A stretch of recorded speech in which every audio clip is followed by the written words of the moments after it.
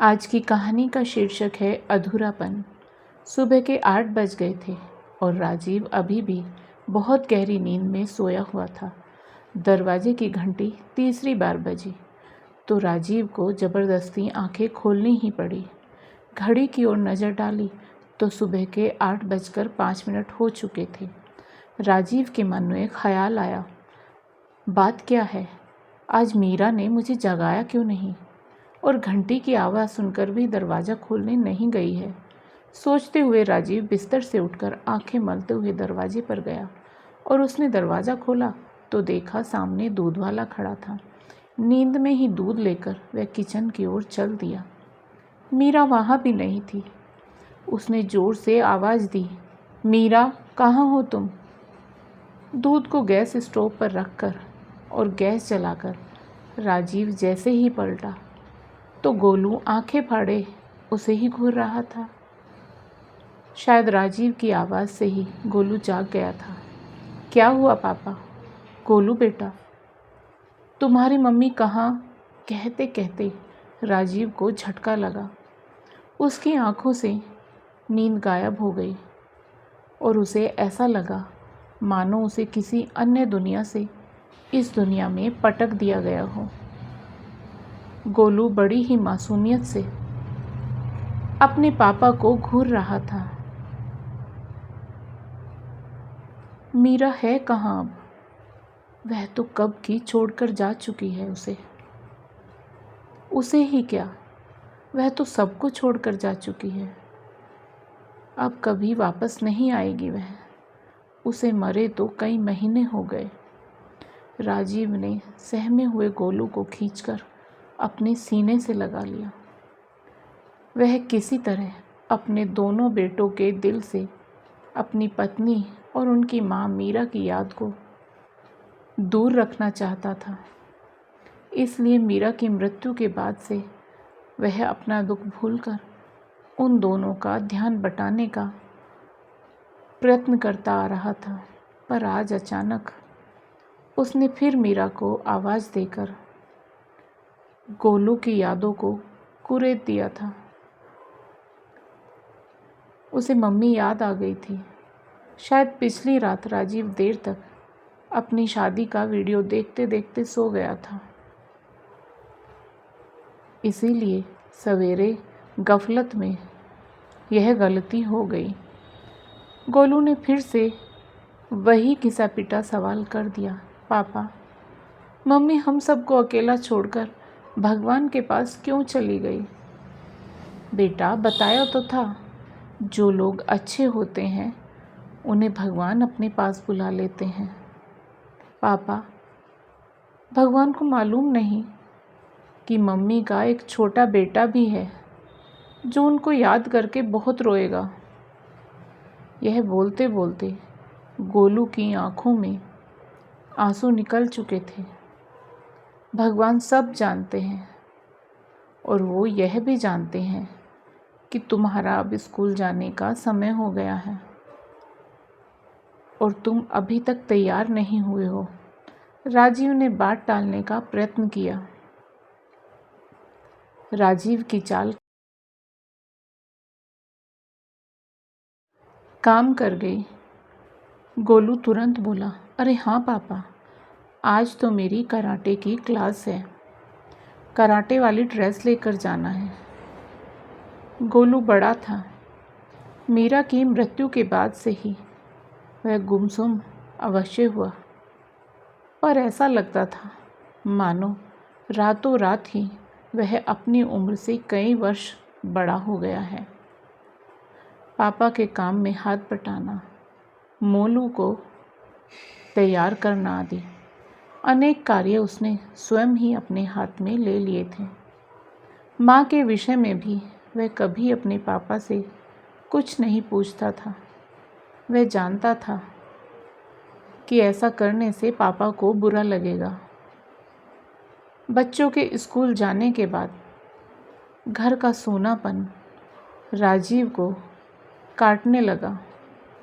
गुजरे कुछ महीनों में उसके जीवन में जो तूफान आया था, उसका शोर कानों में पुनः गूंजने लगा। उस समय मीरा को हल्का सा बुखार हुआ था। रात में डॉक्टर ने दवा भी दे दी थी, पर शायद भगवान को कुछ और ही मंजूर था। सवेरा होते होते मीरा ने संसार ही छोड़ दिया। राजीव गुम सा हो गया। गोलू ने तो अपने आप को संभाल लिया, परंतु मोलू को संभालना बहुत ही मुश्किल हो रहा था। वह भी बहुत छोटा है तथा अपनी दादी की गोद में घुसा हुआ वह बस रोए ही जा रहा था। भगवान जी, मेरी माँ वापस कर दो। आनन फानन में सारे दोस्त रिश्तेदार आदि इकट्ठे हो गए। सबकी जुबान पर एक ही बात थी, कितनी कम उम्र में बुला लिया ऊपर वाले ने मीरा को।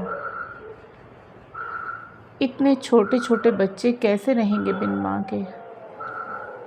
और फिर राजीव का भी तो सोचो, इतनी पहाड़ सी जिंदगी कैसे गुजारेगा अकेले। उसकी भी तो अभी कोई उम्र नहीं है। 37 साल की उम्र भी कोई उम्र होती है।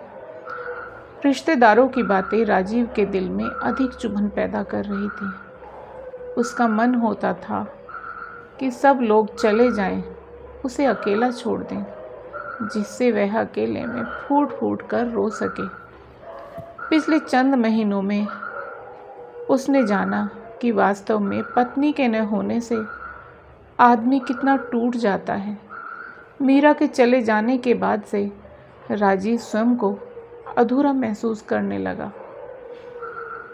एक अधूरापन आ गया है राजीव के जीवन में, अंदर ही अंदर घुलने लगा है। उसके माँ पिता से उसकी यह हालत देखी न गई। उन्हें लगा कि यदि ऐसी ही हालत में कुछ और दिन रहा तो अवश्य ही बीमार पड़ जाएगा। बहुत सोचने पर उनको यह लगा कि राजीव की दूसरी शादी ही उसका हल है। राजीव को जीवन साथी मिल जाएगा और बच्चों को एक माँ मिल जाएगी। परंतु अब प्रश्न यह था कि राजीव से पुनर्विवाह करने को कौन कहे। उनके कहने से तो वह मानेगा नहीं। आखिर इसका जिम्मा उन्होंने राजीव के सबसे घनिष्ठ दोस्त अशोक को सौंप दिया। एक दिन राजीव और अशोक दोनों चाय की चुस्कियां ले रहे थे तो अशोक ने बात छेड़ दी। यार राजीव, एक बात कहूँ, तू बुरा तो नहीं मानेगा? राजीव मुस्कुराया। अरे यार, तेरी बात का कभी बुरा माना है? तो सुन, तू शादी क्यों नहीं कर लेता? अभी तो तू इस शहर में है। अंकल आंटी बच्चों को देख लेते हैं। कल को किसी दूसरे शहर में तेरा ट्रांसफ़र हो गया तो कौन देखेगा बच्चों को? अशोक, तू पागल हो गया है क्या? इस बुढ़ापे में शादी करूँगा क्या मैं? इतने बड़े बड़े बच्चों के लिए नई मम्मी लाऊंगा? ज़रूरत बच्चों से अधिक तुझे है और बच्चे अभी इतने भी बड़े नहीं हुए हैं। राजीव, बच्चे तो बड़े हो जाएंगे। स्कूल से कॉलेज से फिर नौकरी और फिर उसके बाद उनकी शादी और उनका परिवार। ये सब होते होते वक्त का पता भी नहीं चलेगा और तब तू और भी अकेला हो जाएगा। अभी तो तेरी उम्र कुछ भी नहीं है। उस समय क्या 55-60 की उम्र में जीवन साथी ढूंढेगा? मेरी बात पर बहुत शांति से सोच और फिर बोल। अशोक ने ऐसा तर्क रखा था कि राजीव उसकी बात से प्रभावित होने लगा। बोल, क्या कहता है? अशोक ने आतुरता दिखाई। यार, मैं तो बिल्कुल कंफ्यूज हो गया हूँ। चलो एक बार को यह मान भी लिया जाए कि दूसरी शादी मेरे लिए आवश्यक है, पर क्या राजीव? क्या नई पत्नी बच्चों का ठीक तरह से ध्यान रख पाएगी? क्या वह उन्हें वही प्यार दे पाएगी जो उन्हें उनकी माँ मीरा से मिलता था? लड़की देख समझकर जानी पहचानी लाई जाएगी। ऐसे ही आंख बंद करके थोड़ी ही ले आएंगे। राजीव ने थोड़ी देर सोचकर कहा, ठीक है। अशोक ने यह खुशखबरी उसके माँ पिता को भी दे दी। दोनों की खुशी का पारावार ही न था। उधर राजीव इस विषय में और अधिक सोचने लगा। एक अनजान जीवन साथी के साथ बाकी का जीवन व्यतीत करने की आशा उसको अधीर बनाने लगी। वह उस दिन की बेसब्री से प्रतीक्षा करने लगा जब उसके जीवन में कोई सुयोग्य जीवन साथी पदार्पण करेगी और उन तीनों के जीवन में फिर से रस घोल देगी। बस एक ही भय उसे खा रहा था कि कहीं कोई गलत लड़की उनके जीवन में ना आ जाए। एक शाम अशोक बरामदे में बैठा था और राजीव की माँ बगल में बैठी सब्जी काट रही थी।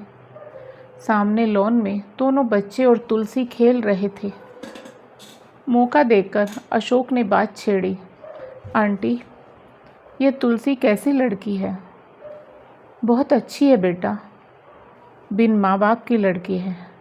अभी साल भर पहले ही तो अपने दूर के रिश्ते के चचेरे भाई के साथ बगल में ही रहने आई है और कोई नहीं है इसका। भाभी से अधिक पढ़ती नहीं है, पर यह बेचारी क्या करे, कहीं और रह भी नहीं सकती है, कोई और जगह है भी नहीं रहने को। दिन भर मेरे यहाँ ही लगी रहती है। अब तो इतना घुल मिल गई है कि पूछो मत। मीरा के जाने के बाद से ही घर का सारा काम यही तो संभाल रही है। गोलू और मोलू की तो यह बहुत अच्छी दोस्त बन गई है। मना भी किया कि इतना मत करीबा हम लोगों के, कल को ब्याह करके अपनी ससुराल चली जाएगी तो हमें घर बहुत सूना लगेगा। तो हंसती है और कहती है कि मेरी शादी गोलू से कर दो तो तुम्हारे पास ही रहूँगी। इतनी उम्र हो गई पर बेचारी की शादी भी नहीं हो रही। आंटी, राजीव के लिए कैसी रहेगी यह? अशोक ने हिम्मत करके पूछ ही लिया। यह तो कभी मेरे ध्यान में ही नहीं आया। देखो आंटी, इस समय हमें ऐसी लड़की चाहिए जो सीधी सादी हो, घर में सबसे घुल मिल जाए और बच्चों को प्यार से रखे। मैं कई दिनों से तुलसी पर नज़र रखे था, मेरी कसौटी पर तो यह बिल्कुल खरी उतरती है। बाकी जैसा आप लोग ठीक समझे। शाम को ही राजीव के पापा से बात हो गई। उन्होंने भी कहा कि हमें तो बस लड़की चाहिए, बाकी कुछ नहीं।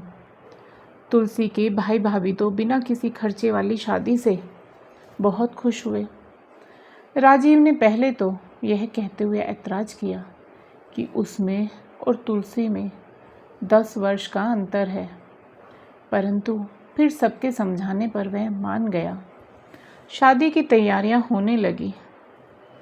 राजीव को अपने अंदर एक नया उत्साह सा महसूस होने लगा, मानो जीवन में कोई बाहर आने वाली हो, परंतु होने को शायद कुछ और ही मंजूर था। मोलू ने घर में चलने वाली चहल पहल और तैयारियों के विषय में पूछताछ करनी शुरू कर दी। जब उसे बताया गया कि उसकी नई माँ आने वाली है तो वह बिदक गया। नहीं, मेरी पुरानी माँ ही वापस आने वाली है। वह पापा से कह गई है कि वह जल्दी ही वापस आएगी अपने बच्चों के पास। सब घर वालों ने बहुत समझाने की कोशिश की पर सब नाकाम। गोलू टस से मस नहीं हुआ। राजीव को जब पता चला तो वह परेशान हो उठा। उसने दूसरी तरह से मोलू को समझाने की ठानी। एक दिन वह दोनों बच्चों को घुमाने ले गया और मौका देखकर उसने धीरे से बात छेड़ दी। अच्छा, तुम दोनों एक बात बताओ। क्या पापा, तुम्हें तुलसी कैसी लगती है? मोलू भी मूड में आ चुका था। बोला, बहुत अच्छी है। वह मुझे पढ़ाती भी बहुत प्यार से है, बिल्कुल भी नहीं डांटती है और मेरे साथ खूब खेलती है। अगर तुलसी हमारे घर हमेशा के लिए रहने आ जाए तो कैसा रहेगा? बहुत मज़ा आएगा। पर वह आएंगी? हम उन्हें तुम्हारी मम्मी बनाकर लाएंगे। मोलू ने अपनी पैनी नज़र राजीव पर गड़ा दी और तुनक कर बोला, नहीं, मेरी मम्मी की जगह कोई दूसरी मम्मी नहीं आएगी। पर मोलू बेटा, अभी तो तुम कह रहे थे कि वह बहुत अच्छी है, फिर क्या परेशानी है? मोलू ने बड़े बूढ़ों की तरह बहुत ही ध्यान से अपने पापा की ओर देखते हुए कहा, पापा, सौतेली माँ तो सौतेली ही होती है। राजीव चौंका, बोला, ऐसा किसने कहा तुमसे? किसी एक ने थोड़े ही कहा है। 6 नंबर वाली आंटी ने कहा, स्कूल में गौरव ने कहा, चीकू ने कहा, स्कूल बस के कंडक्टर अंकल ने कहा, हेमा दीदी ने कहा और रचना मौसी ने भी ऐसा ही कहा। सबने कहा था कि सौतेली माँ डायन होती है, उसे घर में मत घुसने देना, वह तुम्हें और भैया को खा जाएगी और पापा को लेकर कहीं दूर चली जाएगी। राजीव समझ गया। बात संभालने की गरज से उसने मोलू को समझाया, बेटा, वे लोग गलत बोलते हैं। परंतु मोलू कहाँ मानने वाला था। उसका तर्क यही था कि इतने सारे लोग झूठ थोड़े ही बोलेंगे और मेघा दीदी ने तो मुझे सौतेली माँ की बहुत डरावनी कहानी भी सुनाई थी। नहीं पापा, मैं नहीं आने दूंगा सौतेली माँ को। और फिर मम्मी भी तो आकर लड़ेंगे मुझसे कि मैंने उनके पीछे किसी और को मम्मी कैसे कह दिया। राजीव की शादी कैंसिल हो गई। उसके दिल में जो आशा की किरण जागी थी वह एक झटके में ही बुझ गई। दिन गुजरे, हफ्ते गुजरे, महीने गुजरे और कुछ वर्ष भी गुजर गए, पर तीनों की जिंदगी में आया वह शून्य वैसे ही बना रहा और तीनों ने जैसे उस शून्य के साथ जीना भी सीख लिया। दोनों बच्चे बड़े हो गए। मोलू भी अब तक समझ गया था कि उसकी माँ वापस आने वाली नहीं है, क्योंकि वह ऐसी जगह पहुँच गई थी जहाँ से कोई वापस नहीं आ सकता है। गोलू का दाखिला इंजीनियरिंग कॉलेज में हो गया। उसे दूसरे शहर जाना था। मोलू भी उसके साथ जाने की जिद पकड़ बैठा। राजीव ने सोचा कि उसका तबादला अब कहीं भी हो सकता है, सो उसने मोलू का भी उसी शहर के एक स्कूल में दाखिला करा दिया। गोलू और मोलू के रहने का प्रबंध राजीव ने दयाल बाबू के घर में करा दिया। दयाल बाबू राजीव के करीबी थे, उम्र में राजीव से काफ़ी बड़े थे और राजीव उनको अपना बड़ा भाई मानता था। उनकी पत्नी का भी काफ़ी पहले देहांत हो चुका था। उनके दोनों बच्चे अपनी अपनी नौकरी के कारण मुंबई में फ्लैट लेकर रहते थे। दयाल बाबू अकेले रहते थे। गोलू और मोलू से उन्हें बचपन से ही लगाव था। उन्होंने ही उन दोनों को अपने पास रखने की जिद की थी, जिससे उनके घर का सूनापन खत्म हो जाए और उन्हें बुढ़ापे के लिए सहारा मिल जाए। वहाँ जाने पर मोलू को बड़ा अच्छा लगा। नई जगह, नए लोग, नए नए दोस्त। दयाल अंकल भी बहुत अच्छे थे। खाली समय में दयाल अंकल मोलू के साथ कैरम, कार्ड, शतरंज आदि खेलते थे। दयाल बाबू मोलू का इतना ख्याल रखते थे कि मोलू उनको बहुत चाहने लगा था। एक दिन शाम को मोलू जब खेलकर घर लौटा तो अंकल कमरे में अंधेरा किए हुए बैठे थे। मोलू ने लाइट जलाई तो उसे लगा कि अंकल शायद रो रहे थे। मोलू ने अंकल को कुरेदा। पहले तो वह कुछ न बोले, पर मोलू के जिद करने पर उन्होंने बताया कि उन्होंने अपने दोनों बेटों को दिवाली की छुट्टियों में अपने पास बुलाया था, परंतु वे नहीं आ रहे हैं। लिखा है कि उनके बच्चे महाबलेश्वर जाने की जिद कर रहे हैं, इसलिए अब वे लोग शायद गर्मियों की छुट्टियों में ही आएंगे। मोलू ने उन्हें दिलासा देते हुए कहा, कोई बात नहीं अंकल, गर्मी की छुट्टियों में 5-6 महीने ही तो रह गए हैं, थोड़ा इंतज़ार और सही। वही तो कर रहा हूँ बेटा। पिछले 7 सालों से ये लोग यही बोलते आ रहे हैं, पर आता कोई नहीं। तो आप क्यों नहीं चले जाते मुंबई? कैसे जाऊँ इस बुढ़ापे में? और फिर वे लोग कहते हैं कि उनके फ्लैट बहुत छोटे हैं, मुझे उनके साथ रहने में दिक्कत होगी। मेरी तो आंखें तरस गई हैं उन लोगों को देखने के लिए। अंकल बोलते जा रहे थे जैसे दिल की भड़ास निकाल रहे हों। तेरे आने से पहले मैं किसी से बात करने को भी तरस जाता था।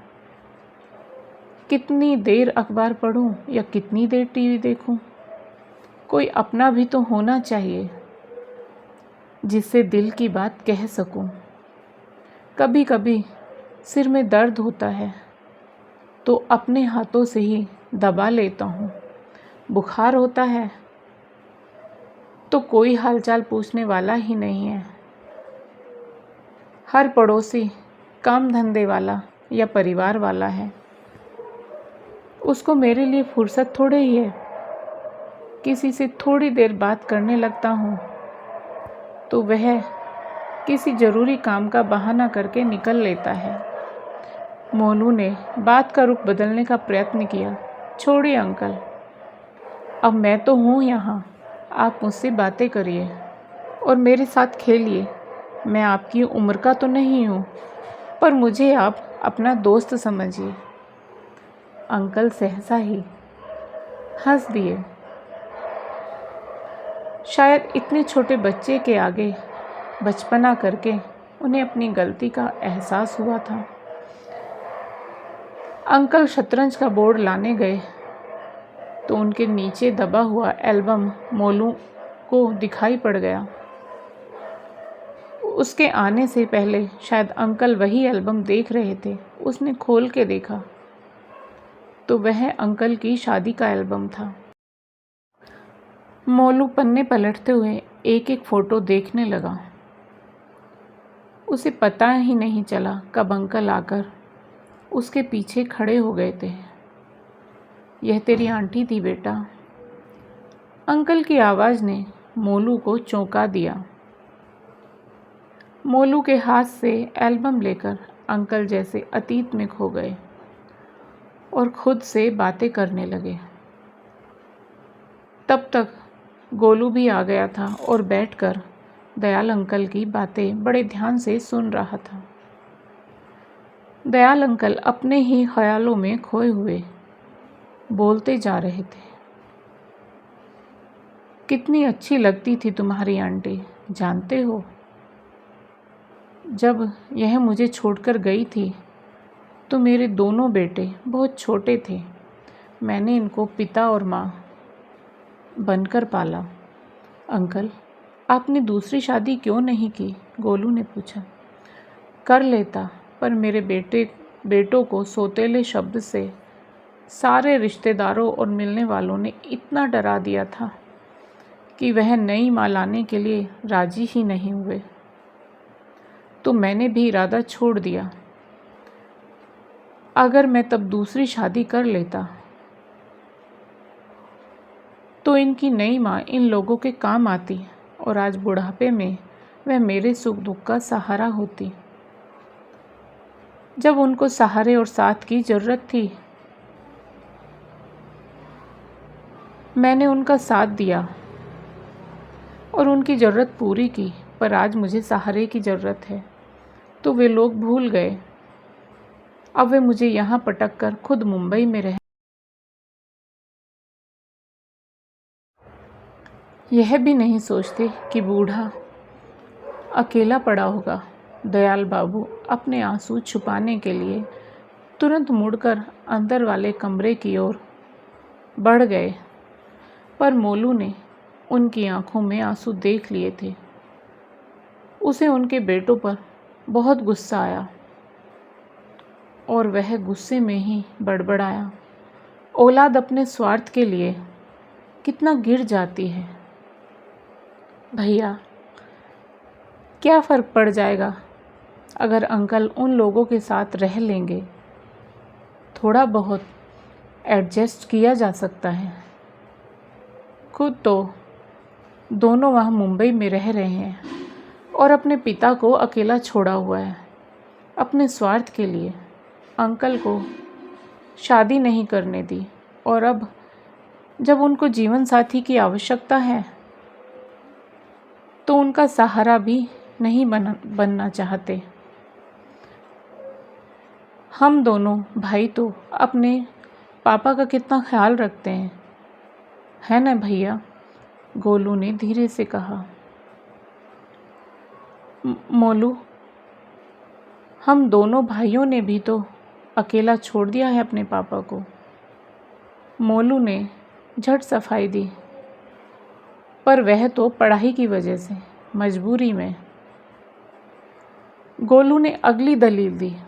तो क्या हुआ, कल को मजबूरी का नाम नौकरी या छोटा फ्लैट हो जाएगा। तूने भी तो पापा को दूसरी शादी करने से रोका था।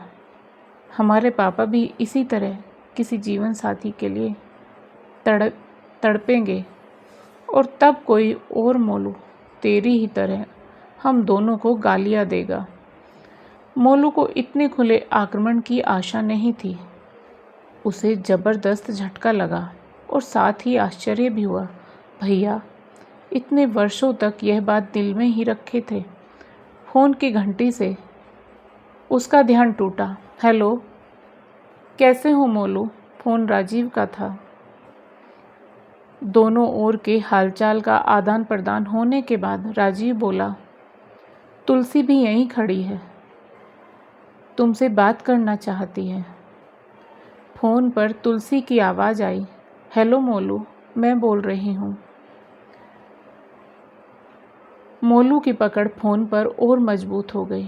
क्षण मात्र में मोलू ने एक निर्णय लिया और अपने रूंधे गले पर काबू पाते हुए बोला, तुम मेरी माँ बनोगी?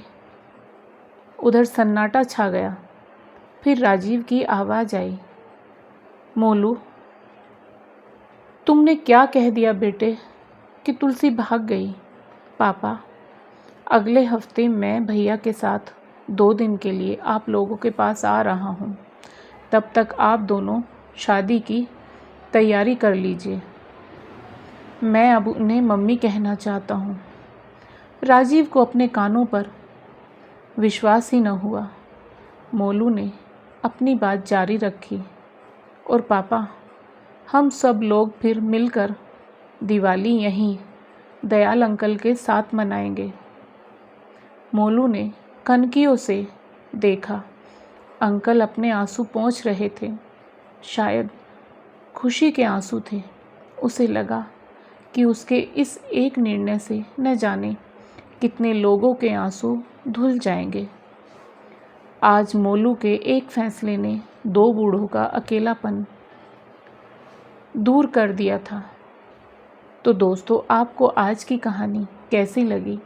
कृपया कमेंट करके अवश्य बताएं, और यदि आपको कहानी पसंद आई हो तो कहानी को लाइक करें, शेयर करें, और साथ ही ज़िंदगी सरिता हिंदी स्टोरीज चैनल को सब्सक्राइब करें।